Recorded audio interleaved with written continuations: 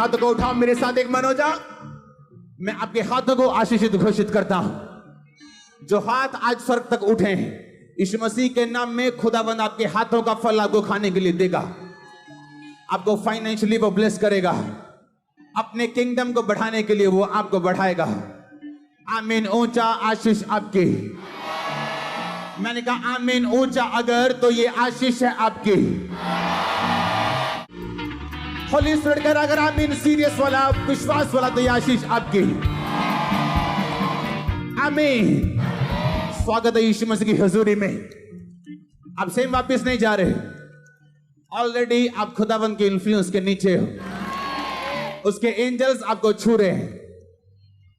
जो व्यक्ति इस आवाज को सुन रहे हैं, मैंने कहा आप खुदावंद के इन्फ्लुएंस के नीचे हैं और अपने टेस्टिमनी के साथ वापस जा रहे हैं।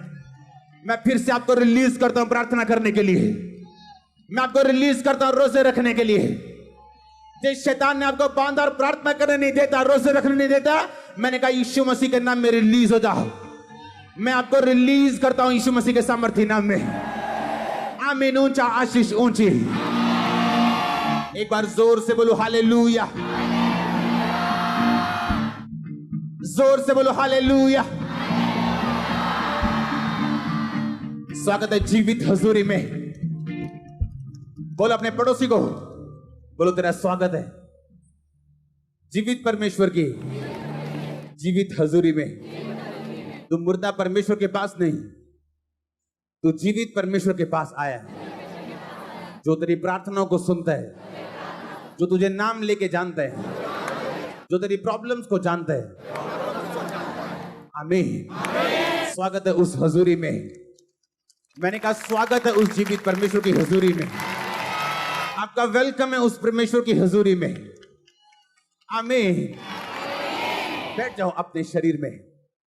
अपने हाथों को उठा, बोलो वचन सुनने के लिए मैं रेडी हूं। इसीलिए मैं यहां पे आया हूं, ताकि मैं खुदावंद को सुन सकूं। जिसने उसको सुना नहीं, वो कभी आजाद नहीं हुआ, ब्लेस नहीं हुआ।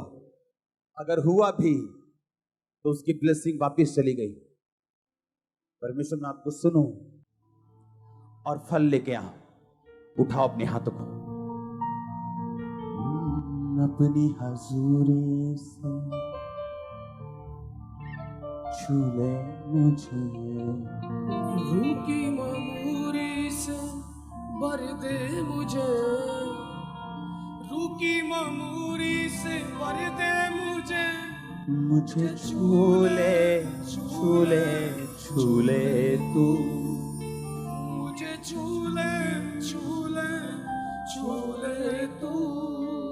छू ले मुझे मेरा जीवन बदल, छू ले मुझे मेरा जीवन बदल। सारे गुनाह जाए दिल से निकल, सारे गुनाह जाए दिल से निकल। मुझको पिला दे तू जीवन का जल। मुझे छू ले छू ले छू ले तू, मुझे छू ले छू ले छू ले तू। मुझे छू ले छू ले छू ले तू, मुझे छू ले छू ले छू ले तू। छू ले मुझे मेरा जीवन बदल, छू ले मुझे मेरा जीवन बदल। सारे गुनाह जाए दिल से निकल, सारे गुनाह जाए दिल से निकल। सब कली से गाए। सारे गुनाह जाए दिल से निकल। सारे गुनाह जाए दिल से निकल। मुझको पिला दे तू जीवन का जल। मुझे छू ले छू ले छू ले तू, मुझे छू ले छू ले छू ले तू। मुझे छू ले छू ले छू ले तू, मुझे छू ले छू ले छू ले तू। अपने हाथों को उठा। जितना वचन आज मैं सुनूं 100 गुना फल लेके आऊं। थैंक यू जीसस बोलते हुए अपने हाथों को हिलाते हुए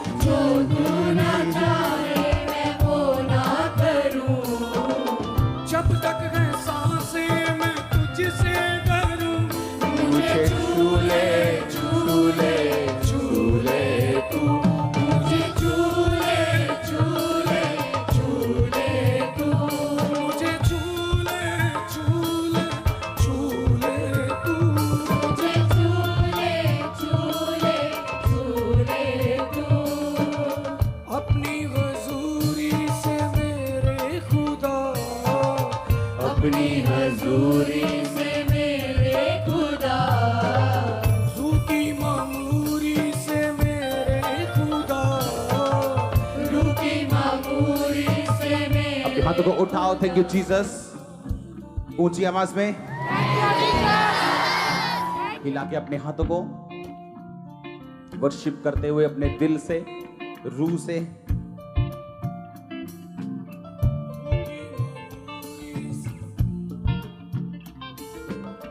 मुझको पिला दे तू जीवन का जल, मुझे झूले झूले झूले तू, मुझे झूले झूले झूले तू, मुझे झूले झूले झूले तू, मुझे झूले झूले झूले तू। ढूंढे तुझे ये निगाहें मेरी, ढूंढे तुझे निगाहें मेरी। बोलो थैंक यू जीसस। मैं तैयार हूं आपके वर्ड को एक्सेप्ट करने के लिए। प्रभु यीशु मसीह के सामर्थी नाम में हम मांगते हैं। तारीफ करो जोर से। हालेलुया। आप ब्लेस हो ऑलरेडी। आमीन। ऊंचा आशीष ऊंची। आपको अपनी डेस्टिनी के लिए क्या करना पड़ता? काम करना पड़ता। आमीन। फिर से बोलो अपने पड़ोसी को, अपने आप कुछ भी नहीं होता। तुझे अपनी डेस्टिनी, अपनी मंजिल के लिए काम करना पड़ता है। आमीन। अगर सुलेमान अमीर था, आशीषित था, उसका रीजन मैंने आपको बताया। क्या रीजन था उसका? उसका दिल परमेश्वर के लिए क्या था? खुला हुआ। जोर से बोलो हालेलुया। उसका हार्ट क्या था परमेश्वर के लिए? खुला हुआ। और रास्ते में जब वो परमेश्वर के भवन में जा रहा था, 1000 होम बलि उसने चढ़ाए। उसी रात को परमेश्वर ने विजन दिया और बोला तुझे क्या चाहिए?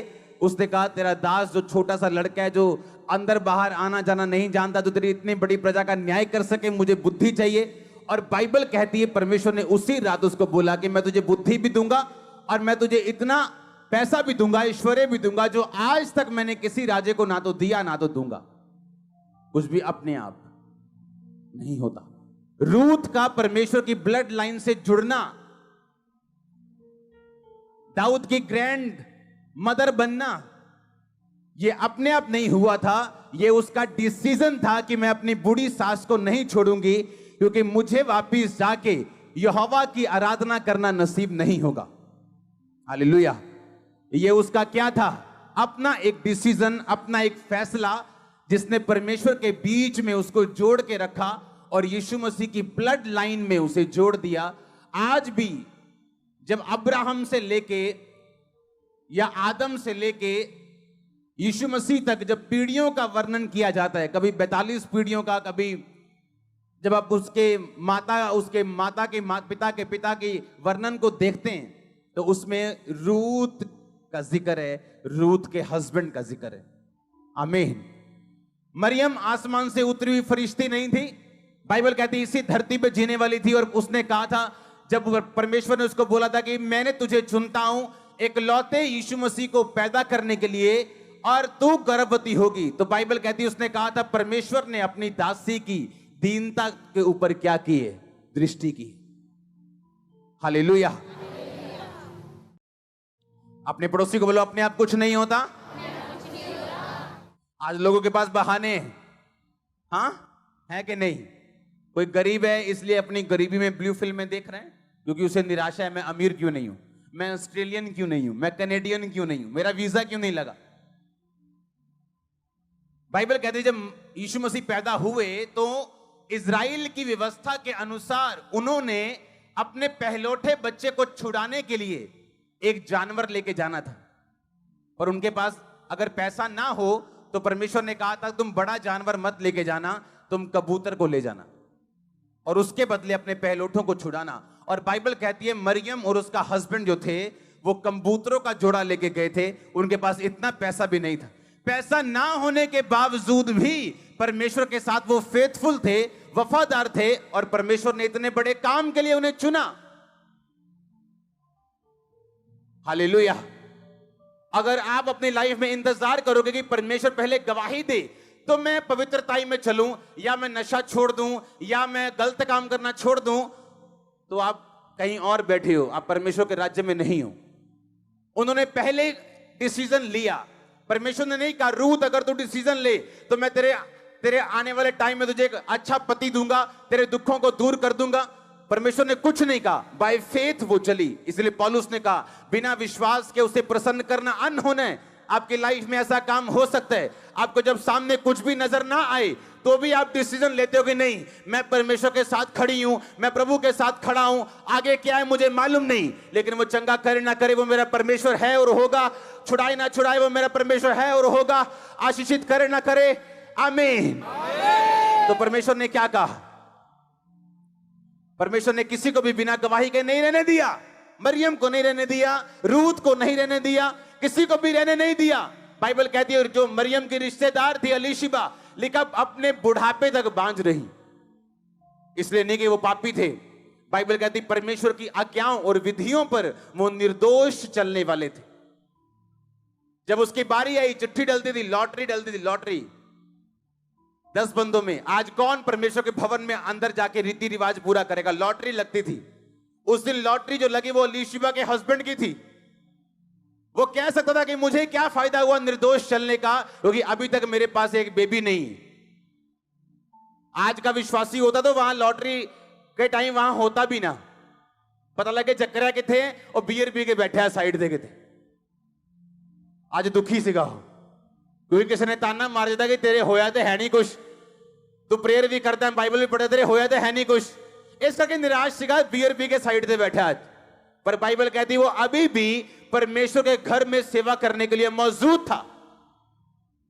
हालेलुया। कुछ भी अपने आप आपको वर्कआउट करना पड़ता है, आपको काम करना पड़ता है अपनी डेस्टिनी के लिए। इस बाइबल जो मेरे हाथ में पकड़ी, इसके पीछे प्रेयर पॉइंट्स लिखे हुए हैं।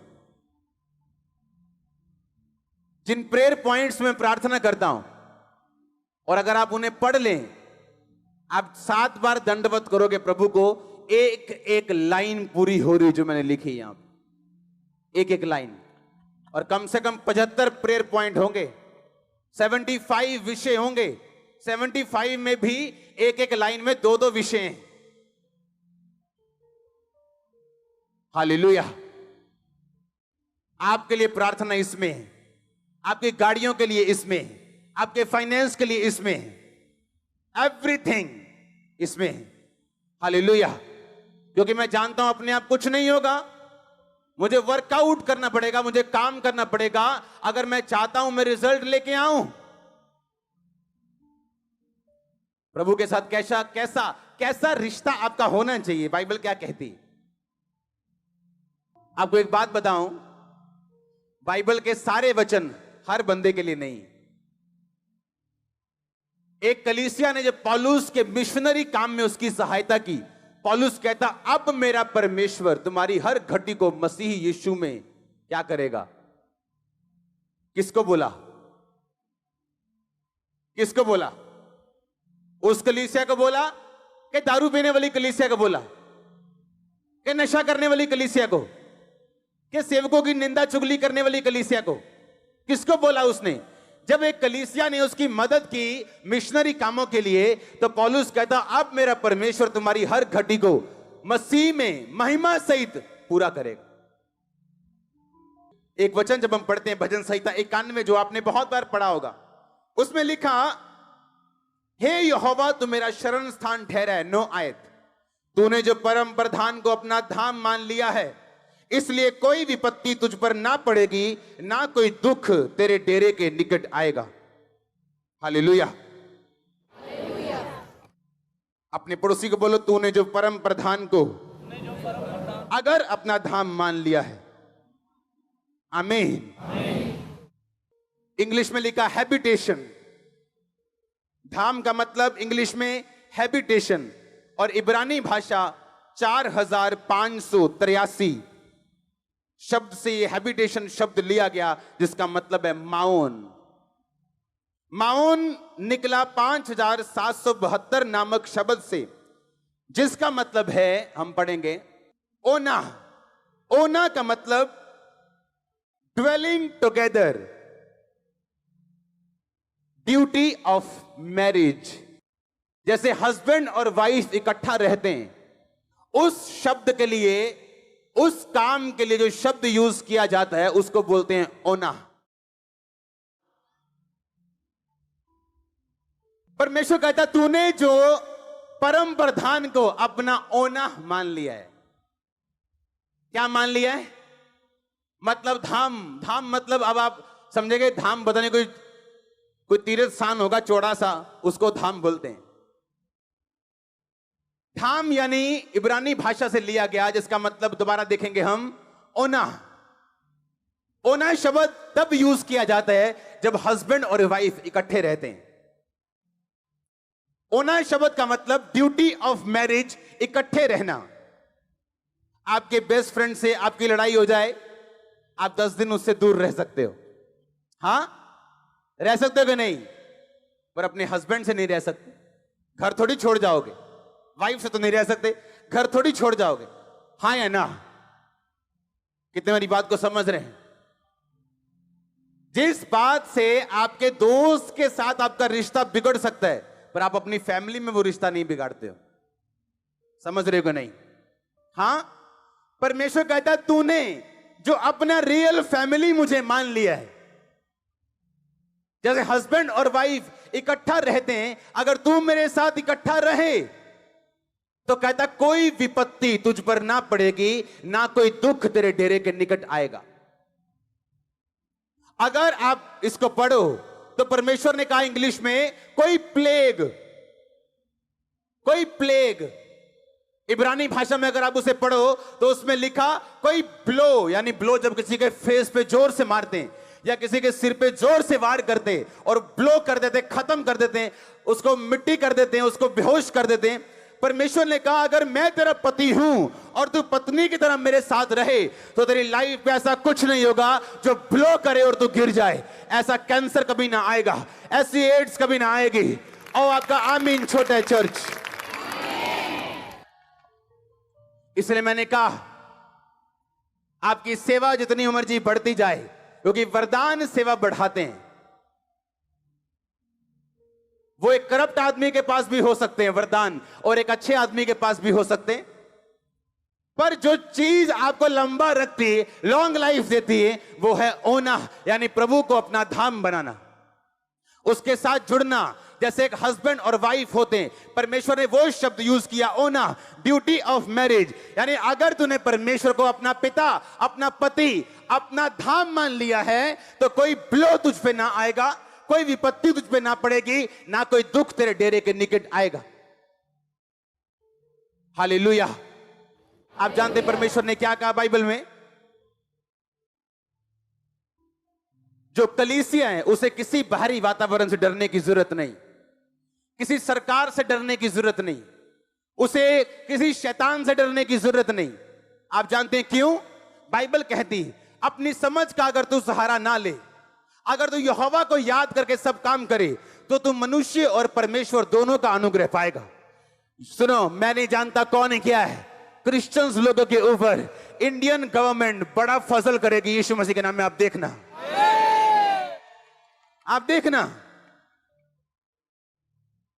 ओपनली कुछ ना हो, लेकिन खुदाबंद करवाएगा। उसने कहा तुम मनुष्य और परमेश्वर दोनों का अनुग्रह पाएगा जब आप प्रोवर्ब्स नीति वचन 3 उसकी 1 से लेके आगे पढ़ते हैं। लेकिन अगर आपको काम करना नहीं आता, एक मिस्त्री जब काम शुरू करता है दिहाड़ी से, लेबर से 200 रुपए लेबर लेता है, और अगर बुद्धिमान हो तो साथ साथ में वो मिस्त्री का काम भी देखता रहता है, कितना एटल आई है ने, सूत कितना कीता, हाँ लंबाई चौड़ाई किवें कीती, काम किवें कीता, और धीरे धीरे वही लेबर क्या बन जाता है? मिस्त्री बन जाता है। अगर वही मिस्त्री, फिर मिस्त्री का ध्यान ये नहीं होता कि मैं मिस्त्री बन गया हूं, फिर वो ठेकेदार की तरफ देखता है, कितने पैसे लए ने, किवें लए ने, कितना लए ने, की हिसाब किताब लाया। फिर जब वो बुद्धिमान मिस्त्री ठेकेदार बनता है, आमीन, फिर वो ठेकेदार बन के भी खुश नहीं, फिर वो आगे देखता है बड़े बड़े कॉन्ट्रैक्टर्स ये कैसे काम करते हैं, जीएसटी नंबर लेते हैं, आगे काम करते हैं। लेकिन जो बुद्धू लेबर है वो लेबर का लेबर रहता सारी उम्र। आप समझ रहे कि नहीं? हाँ, उसी तरह एक क्रिश्चियन है तो क्रिश्चियन आता चर्च है, आमीन भी बोलते हैं, प्रेयर भी करता है, लेकिन उसे ये नहीं पता बाइबल में लिखा क्या है। मैंने क्रिश्चियन लोगों को घटनाओं का शिकार होते देखा, ब्लो होते देखा, क्योंकि आपको इसके खिलाफ प्रार्थना करनी पड़ती है अगर आप चाहते हो कि ये चीजें आपके साथ ना घटें। एक सेवा में बंदा, अच्छा बंदा, पवित्रताई में बंदा एक हॉस्पिटल में काम करता था जहां किडनी पेशेंट आते थे। बोलता था पता क्या, कहता यार मेरे को किडनी पेशेंट देख नहीं होते डायलिसिस वाले, रब्बा जो मर्जी हो जाए किडनी का रोग ना मैनू लाई। उसको किडनी का ही रोग हुआ, दोनों किडनियां फेल हो गई, अच्छे बंदे की। क्यों? शैतान डर को सूंघता है।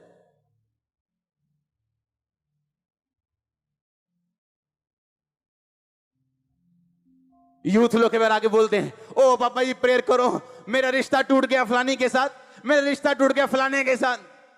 ये तो अच्छी बात हो गई, the best is coming.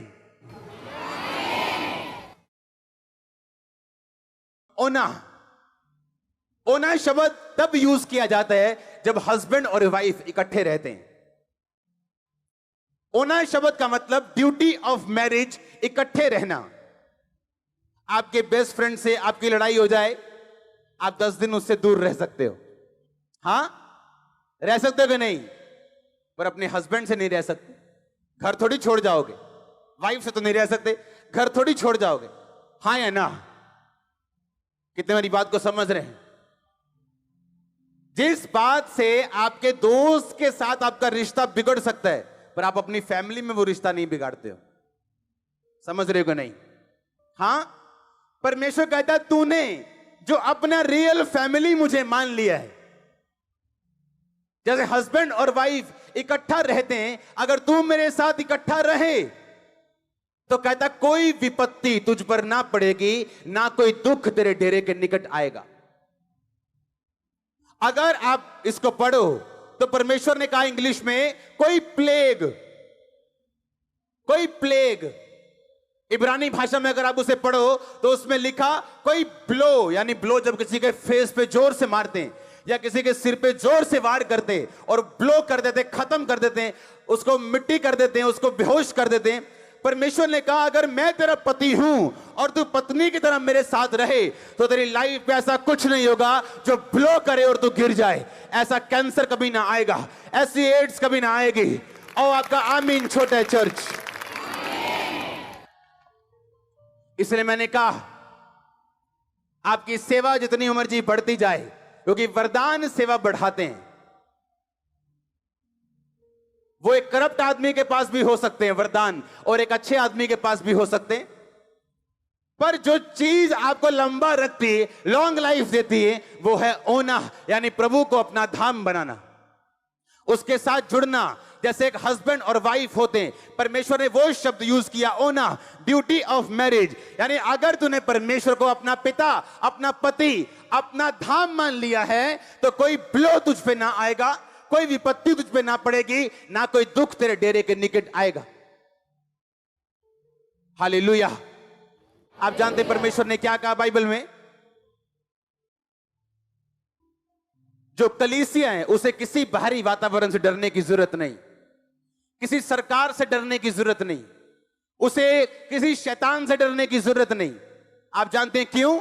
Bible कहती है अपनी समझ का अगर तू सहारा ना ले, अगर तू यहोवा को याद करके सब काम करे, तो तू मनुष्य और परमेश्वर दोनों का अनुग्रह पाएगा। सुनो, मैं नहीं जानता कौन है क्या है, क्रिश्चियंस लोगों के ऊपर इंडियन गवर्नमेंट बड़ा फजल करेगी यीशु मसीह के नाम में। आप देखना, आप देखना, ओपनली कुछ ना हो लेकिन खुदाबंद करवाएगा। उसने कहा तुम मनुष्य और परमेश्वर दोनों का अनुग्रह पाएगा जब आप प्रोवर्ब्स नीति वचन 3 उसकी 1 से लेके आगे पढ़ते हैं। लेकिन अगर आपको काम करना नहीं आता, एक मिस्त्री जब काम शुरू करता है दिहाड़ी से, लेबर से 200 रुपए लेबर लेता है, और अगर बुद्धिमान हो तो साथ साथ में वो मिस्त्री का काम भी देखता रहता है। कितना एटल आई है ने सूत कितना कीता, हाँ लंबाई चौड़ाई किवें कीती, काम किवें कीता, और धीरे धीरे वही लेबर क्या बन जाता है, मिस्त्री बन जाता है। अगर वही मिस्त्री, फिर मिस्त्री का ध्यान ये नहीं होता कि मैं मिस्त्री बन गया हूं, फिर वो ठेकेदार की तरफ देखता है, कितने पैसे लए ने, किवें लए ने, कितना लए ने, की हिसाब किताब लाया। फिर जब वो बुद्धिमान मिस्त्री ठेकेदार बनता है, आमीन, फिर वो ठेकेदार बन के भी खुश नहीं, फिर वो आगे देखता है बड़े बड़े कॉन्ट्रैक्टर्स ये कैसे काम करते हैं, जीएसटी नंबर लेते हैं, आगे काम करते हैं। लेकिन जो बुद्धू लेबर है वो लेबर का लेबर रहता सारी उम्र। आप समझ रहे कि नहीं? हाँ, उसी तरह एक क्रिश्चियन है तो क्रिश्चियन आता चर्च है, आमीन भी बोलते हैं, प्रेयर भी करते हैं, लेकिन उससे ये नहीं पता बाइबल में लिखा क्या है।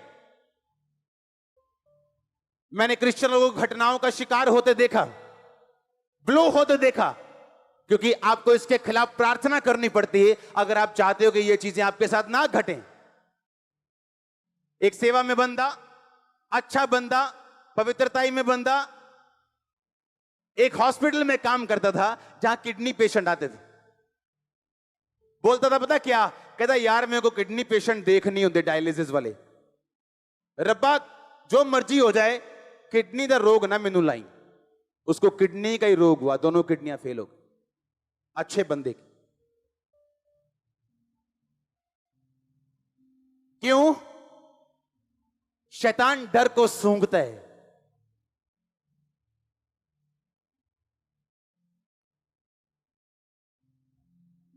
यूथ लोग के बारे आगे बोलते हैं, ओ पापा जी प्रेयर करो, मेरा रिश्ता टूट गया फलानी के साथ, मेरा रिश्ता टूट गया फलाने के साथ।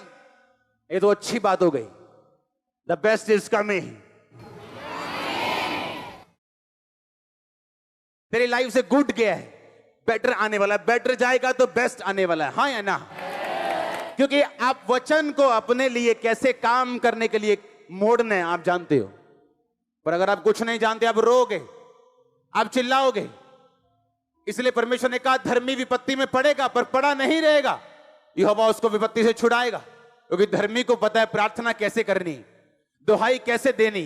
धर्मी चुप करके बैठा रहेगा तो शैतान आएगा, थप्पड़ मार के चला जाएगा, धर्मी कुछ नहीं होगा, परमेश्वर भी कुछ नहीं बोलेगा। क्योंकि आपको काम करना है जहां आप जाना चाहते हो। जिन चीजों के खिलाफ जो नफरत है, जिन बीमारियों से आपको डर से, आपको उसके खिलाफ आपको प्रार्थना करनी, आग फेंकनी, और वो भागती नजर आएगी, दौड़ती नजर आएगी।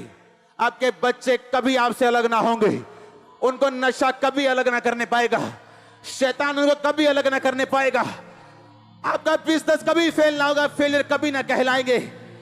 मैं नहीं जानता मैं किससे बात कर रहा, लेकिन होली स्पिरिट आपसे कह रहे हैं आप फेलियर ना होंगे यीशु मसीह के सामर्थ्य नाम में। मैंने कहा फेलियर ना होंगे, आप फेलियर ना होंगे, आप फेलियर ना होंगे। होली स्पिरिट कहता तुम फेलियर ना होगी, अपने घर में, अपनी फैमिली में, अपने बिजनेस में तुम फेलियर ना होगे यीशु मसीह के नाम में। हालेलुया। लेकिन आपको काम करना पड़ता है। आमीन, आमीन। जिस टाइम आप सोते हो, कौन से टाइम सोते हो? 10 बजे, 12? फेसबुक का जमाना है आजकल, हाँ? तो 12 हो गए, पहले 10-11 होते थे। जिस टाइम आप सोते हो उस टाइम मैं जागता हूं। मैं सुबह सोता हूं 8 बजे, पता नहीं पिछले कितने दिनों से। मुझे एक बात मालूम है, अपने आप कुछ भी नहीं होगा, नहीं होगा, अपने आप कुछ नहीं होगा।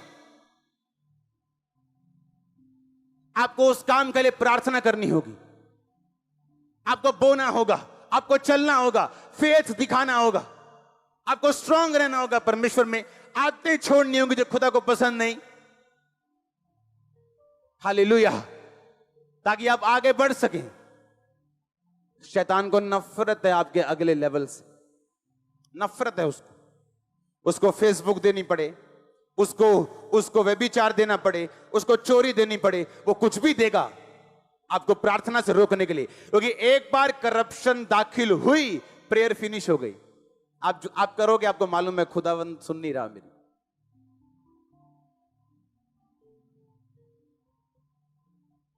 क्योंकि बाबा थोड़ी उधर व्यभिचार करके बाबा जी को बोतल दे दोगे, बाबा जी खुश, तुम भी खुश। परमेश्वर बाबा नहीं। अगले लेवल पे आपको जाना है। आप जानते एक बात, आपकी फैमिली की कई लोग सेव हो जाएंगे, मुक्ति पा जाएंगे, बपतिस्मा ले लेंगे जब आप अगले लेवल पे जाओगे। आपको मालूम है क्या? मालूम है? नहीं मालूम। कुछ फैमिली मेंबर्स आपके ऐसे हैं, आप उनको यीशु मसीह भी बन के दिखा दोगे, वो आपकी बिलीव नहीं करेंगे। आप जब तक वो खुदा का एक जबरदस्त हाथ आशीषों वाला आपकी लाइफ पे नहीं देखेंगे। आपको मालूम है? इसलिए परमेश्वर ने बाइबल में लिखा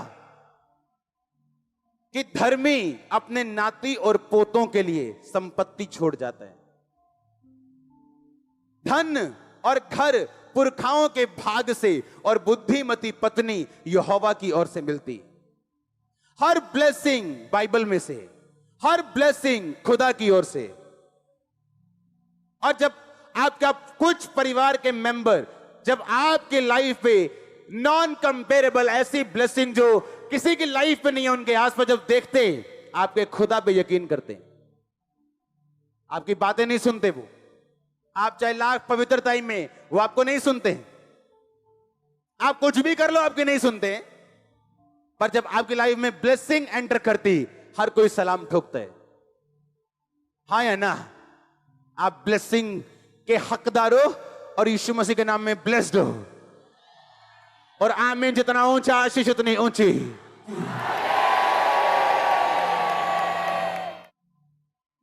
हालेलुया। मैं आप में वो बीज डाल दूंगा कि आप बढ़ोगे। आपको मालूम होगा कुछ भी अपने आप नहीं। पौलुस कहता पहला कुरिन्थियों 14 में, कहता, सुनो मेरी बात, घर जाके पढ़ना। कहता जो अन्य भाषा में बातें करता है वो अपनी ही उन्नति करता है। यूनानी भाषा में लिखा, उन्नति का मतलब शरीर, शारीरिक उन्नति, आत्मिक उन्नति और प्राण की उन्नति। शरीर यानी पैसे की उन्नति, बिजनेस की उन्नति, फैमिली की उन्नति, बीमारियों में फ्री हो रहे हैं, डिलीवरेंस हो रही, शरीर की उन्नति हो रही। आत्मा की उन्नति मतलब प्रभु के बारे में पता चल रहा है, खुदावंद की ओर पहचान हो रही, पाप पे फतह हो रही। प्राण की उन्नति, प्राण सोल की उन्नति का मतलब ये है आपकी लाइफ की इमोशनल हीलिंग प्रभु आपको दे रहे हैं। इमोशनल हीलिंग, जो इमोशनली बीमार होता है वो शारीरिक बीमार से भी ज्यादा खतरनाक बंदा है।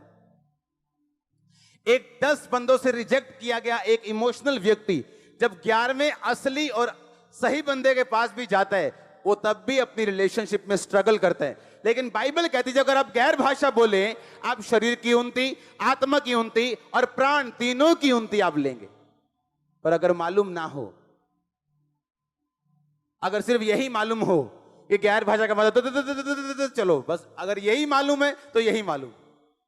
गैर भाषा का सिर्फ यही काम नहीं, सिर्फ तालियां बजवाना काम नहीं। तालियां बजना तो एक उसका सिम्टम है, उसका एक लक्षण है। सामर्थ्य आप पे आती, कहता उन्नति होगी तेरी। किसकी? शरीर की। बीमारियां जाएंगी। आज मैंने एंजल को शाम को जब मैं प्रेयर कर रहा था, ब्लड साफ करते देखा आप लोगों का। ब्लड, आपका ब्लड साफ करते देखा मैंने। आप जाएंगे जब रिपोर्ट्स करवाने, आपका ब्लड बच्चों की तरह प्योर आने वाला है। और ये आमीन ऊंचा और आशीष ऊंची। हालेलुया। आप समझ रहे कि नहीं? शरीर की उन्नति और किसकी उन्नति? आत्मा की।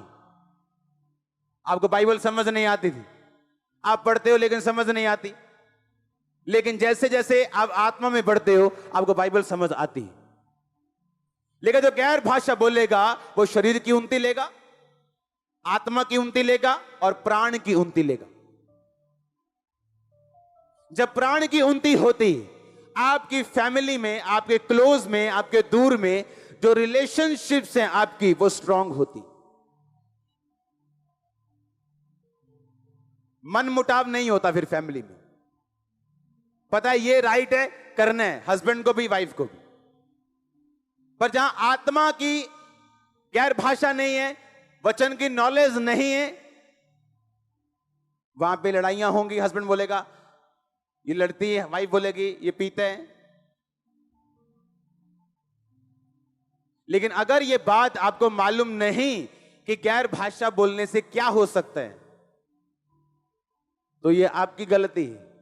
और पौलुस ने नहीं कहा कि खुदा से मांगो और वो तुम्हें आत्मा की भरपूरी देगा। कहता पवित्र आत्मा से तुम भरपूर होते जाओ। उसने ये नहीं कहा तुम मांगो, कहता होते जाओ। खोना कैसे? कहता स्पीकिंग टू योरसेल्फ, अपने आप से कहता बात कर। जब तू अपने आप से बात करे तो बाइबल के बीच से बात कर। अपने सिम्टम्स नहीं देखने। हाय मेरी लत सोई जाती है, मम्मा जी करियो प्रेयर। मेरी भाई बोले क्या बोल रही तू? अगर तू मुंह से बोली जाएगी मेरी लत सुन, मेरी बांह सुन, तेनू खुदा भी तेरे सुनपन नू हटा नहीं सकता। जो गरीब है बोले मैं अमीर हूं, जिसकी टांग सुन है बोले उसके कोड़े खाने से। उसने सिम्टम नहीं देखना, उसने वो बोलना है जो बाइबल कहती है। मैंने क्रिश्चियन लोग देखे 40 साल तक प्रेयर लाइन में खड़े हैं, दुष्ट आत्मा नहीं जा रही। शेम आनी चाहिए, शर्म आनी चाहिए, शर्म। क्रिश्चियन बंदा दुष्ट आत्मा की डिलीवरेंस के लिए खड़ा है। आपके अंदर इतनी पावर है, आप अपने मुंह से शैतान को शर्मिंदा करके सारी उम्र बिना खेले शैतान पे फतेह पाके जी सकते हो, सिर्फ अपने मुंह से। प्रेयर की जरूरत नहीं, नहीं जरूरत। मेरे वर्ड्स लो, प्रेयर की जरूरत नहीं। बाइबल कहती है मैंने तुम्हें सांपों और बिच्छुओं को रौंदने का पूरा अधिकार दिया। किसी वस्तु से तुम्हें कुछ हानि नहीं होगी। लेकिन तुम कहते हो नहीं जी, शैतान था 40 साल तो मेरे पीछे, एक ही में जा सकता। मैं तो देना या गाटी पाई है पूरी, मैं तो जान ही नहीं देना इनू।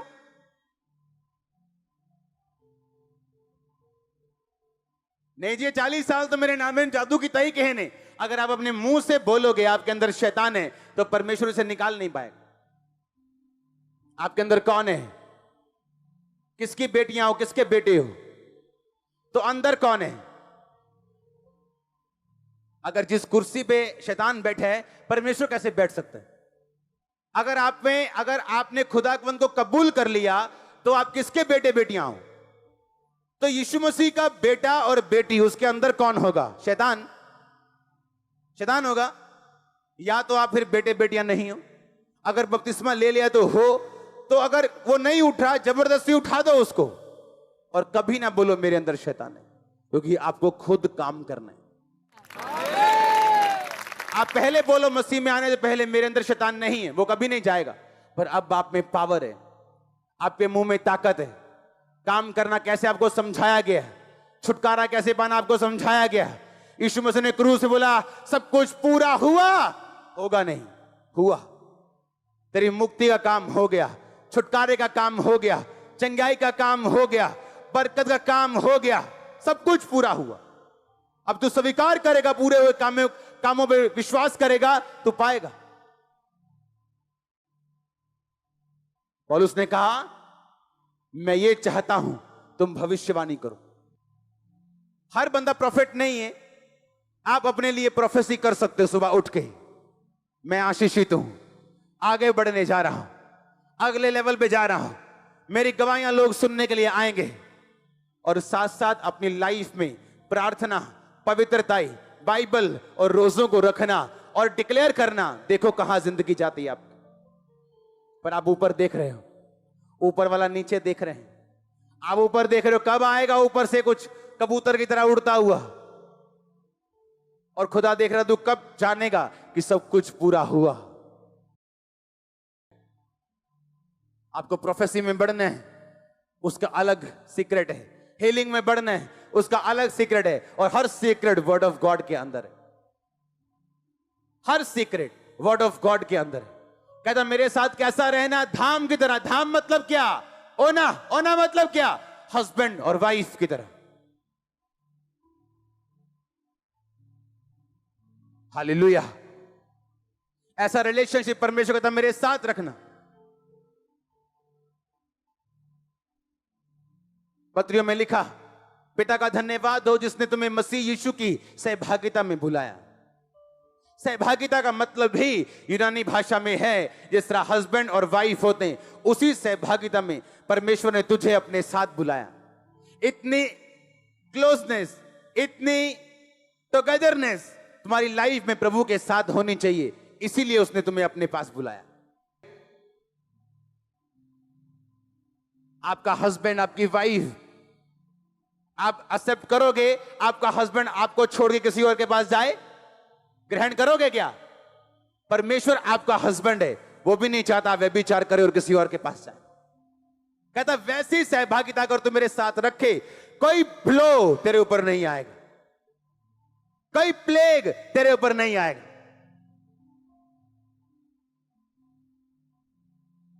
लड़ो और जीतो, क्योंकि कुछ ब्लेसिंग्स ऐसी जो आपके परिवार के उद्धार का कारण बनेंगी। अगले लेवल पे जाने के लिए आपको अगले लेवल की तैयारी भी करनी पड़ेगी। आपका छोटा बच्चा जब नैपी डालता है, हाँ, आप खुश होते हो, मेरा बच्चा अच्छा है। हाँ, जब वो 3 साल का हो जाए, 4 का हो जाए, फिर 5 का हो जाए और फिर भी नैपी डाले, अच्छा लगेगा? अगर 18 साल का हो गया नैपी डाले तो क्या होगा? और बोले मम्मा नैपी उतारना जरा, पॉटी की है, क्या बोलोगे? थप्पड़ मारोगे? मारोगे कि नहीं? आप 18 साल के हो गए हो आत्मा में, पर अभी भी नैपी लगा है पीछे। प्रेयर कितनी है? 15 मिनट। अच्छा, कितनी देर से चर्च जा रहे हो? 5 साल से। प्रेयर कितनी है? 15 मिनट। तुम उस बच्चे की तरह हो जो शरीर में जवान हो गया पर अभी भी नैपी लगा के बैठा, आत्मा में, दिमाग में जवान नहीं हो, मंद बुद्धि। आज कितने केस आए होंगे मंद बुद्धि? पूछो उनके माता पिता से, क्या अच्छा लगता है ये मंद बुद्धि रे? बोलेंगे नहीं, हम प्रार्थना करते हैं ये चंगा हो। क्यों? कोई माता पिता नहीं चाहता। कितने रोजे रखते हो तुम हफ्ते में? एक भी नहीं। तुम शरीर में तो बड़े हो गए हो पर दिमाग में अभी छोटे हो, आत्मा में इतने छोटे हो, अभी भी नैपी लगा तुम्हारे पीछे। छोटा बच्चा जो नखरे करते हैं उसको मम्मी डैडी सहते हैं, जब बच्चा बड़ा होता है तो वो नखरे नहीं सहते। छोटा बच्चा जब पापा घर से निकलते बोलता है पापा वीडियो गेम ना लेके आए ना, तो देखना मार पड़ेगी। और जब बेटा बड़ा हो जाता है, बाप कहता अगर ये काम ना हुआ मेरे आधे तक तो मार पड़ेगी। हम क्या बोले? बाप बदल गया, पापा का प्यार चेंज हो गया? नो, पापा छोटे बच्चे से और तरह से बात करेंगे, लेकिन जब बच्चा बड़ा हो जाए उससे और तरह से करेंगे। आप बड़े हो चुके हो। आप जब मसीह में आए थे छोटे थे, अब खुदावंद ऐसी मुसीबतों से आपको होकर गुजारेगा जानबूझ के, आपको बड़ा करने के लिए, आपको चेक करने के लिए, परखने के लिए, आपके विश्वास को टेस्ट करने के लिए। बड़े हो जाओ, बड़े हो जाओ, बड़े हो जाओ। अभी भी डर रहे हैं बपतिस्मा लेने से। चर्च में आते 5 साल हो गए, अभी भी डर रहे हैं फास्टिंग करने से। अरे अब तो डॉक्टर्स ने कहना शुरू कर दिया हफ्ते में 1 उपवास किया करो। अब तो डॉक्टर्स बाइबल की पावर को मानने लगे कि अगर 1 हफ्ते में उपवास करोगे तो लीवर अच्छा रहेगा। जब बाइबल कह रही उस पर यकीन करो। अब तो डॉक्टर भी कहने लग गए। हालेलुया। अपने पड़ोसी को बोलो काम कर, खुदा ने तुझे ताकत दी है, तू काम करेगा और फलवंत होगा। पौलुस कहता पवित्र आत्मा से भर, कहता गैर भाषा बोल, कहता भविष्यवाणी कर। जो चाहिए, अगर आज कान खुले, आंखें खुली, जो मैं कह रहा हूं उसे ध्यान से सुनना। जो चाहिए उसमें कदम रखो अगला यीशु मसीह के नाम में अपने आप। मैं नहीं जानता आप समझेगे नहीं। मैंने कहा जो चाहिए उस पे कदम रखो, अगला खुदा आपके साथ है। Subscribe now and press the bell icon. Never miss an update.